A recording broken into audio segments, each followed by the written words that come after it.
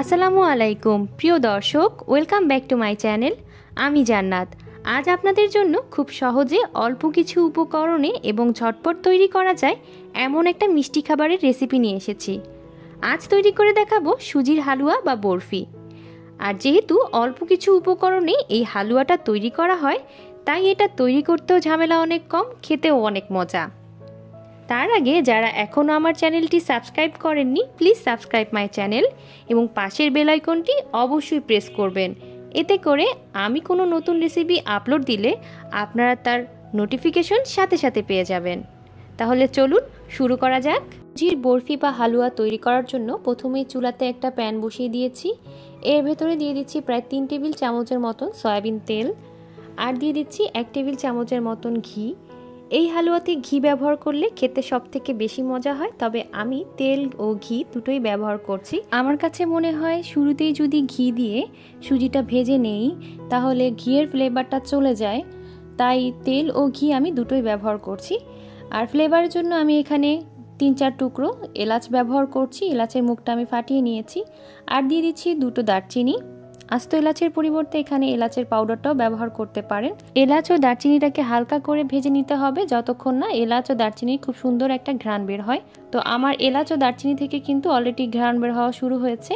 তো এর ভেতরে আমি দিয়ে দিচ্ছি প্রায় 1.25 কাপের মতন সুজি। এটা বাজার থেকে কিনে আনা সুজি। এখন সুজিটাকে হালকা করে ভেজে নেব। সুজিটাকে ঝরঝরে হয়ে আসা পর্যন্ত ভাজতে হবে। চুলার জালটা লোতে রেখেই সুজিটাকে ভেজে নিতে হবে।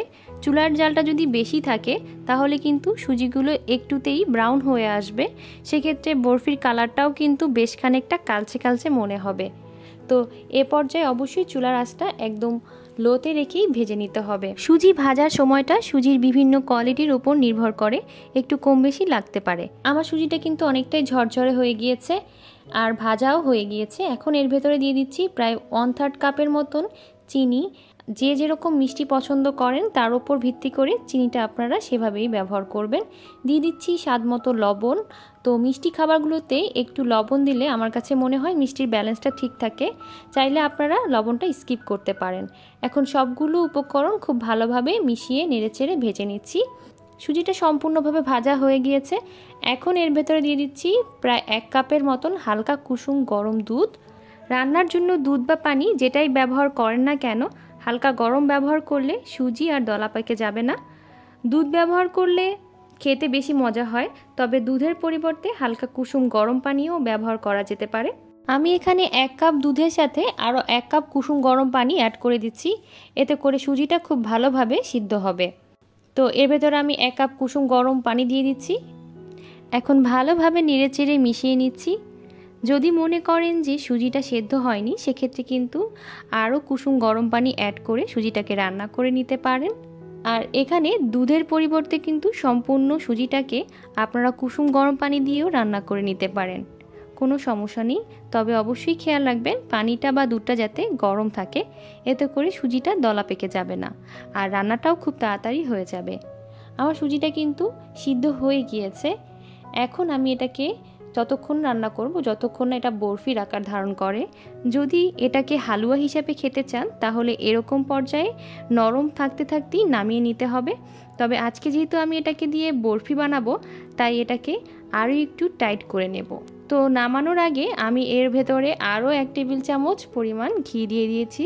শেষের দিকে ঘিটা দিলে একটু নেড়েচেড়ে উঠিয়ে নিলে কিন্তু ঘিয়ের ফ্লেভারটা খুব ভালো পাবেন।